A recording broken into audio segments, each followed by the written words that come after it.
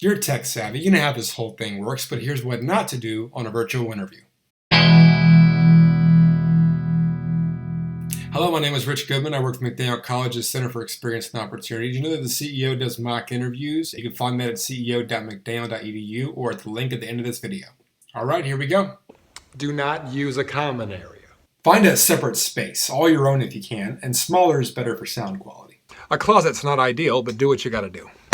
Don't leave your mess just laying around. If you're trying to show people that you're responsible and organized, it might not be the best time for them to see your 2-week-old bowl of ramen on your side table or your dirty laundry just chilling on your bed. No distractions. You don't want an oscillating fan or, God forbid, a window behind you. If there's something that's in your background that's subtle, fine. If not, clear it.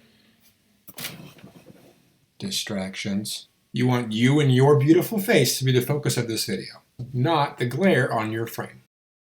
This also includes sound, so silence your cell phone and silence notifications on your computer if you can. There's no shame in using earbuds, and they might even have a microphone to boost your audio.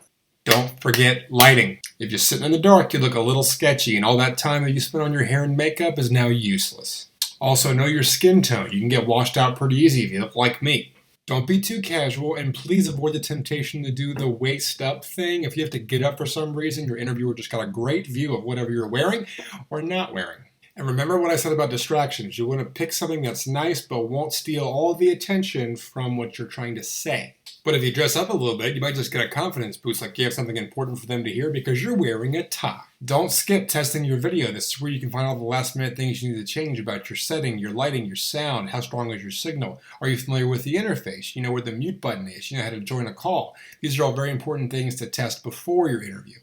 All right, so now you're in the call. How do you win them over? Be present, be energetic, and be enthusiastic. The people on the other end of that video are going to be paying even more attention to your nonverbals. Don't appear to be busy. Don't be answering emails. If you have to take notes, that's okay. Just let them know what you're doing so they know you're not scrolling through your phone. There are also advantages to video interviews. For example, you had no idea this was here this whole time.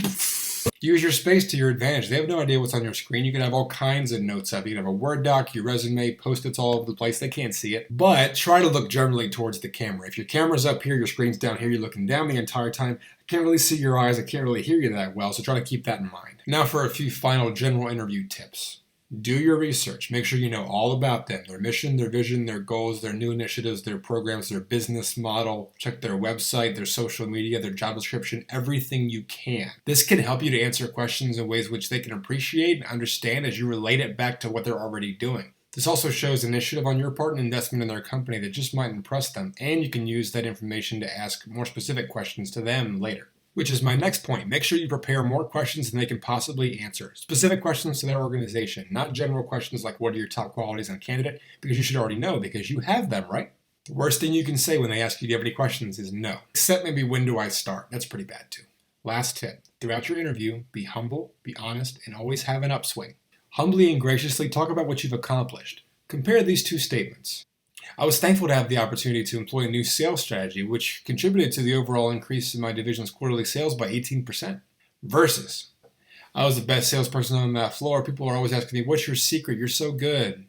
Not a good look. And be honest, but have an upswing. If someone asks you your greatest weakness and you say, I just care too much, nobody believes you. But if you say, I'm late all the time, that's not good either. So you want to have something in between. Talk about how you're improving or what your strategy is to become better at that thing. All right, so that's the crash course, and as always, there's a lot more to it. My name again is Rich. You can email me here or make an appointment here, and I hope to see you at the next virtual workshop.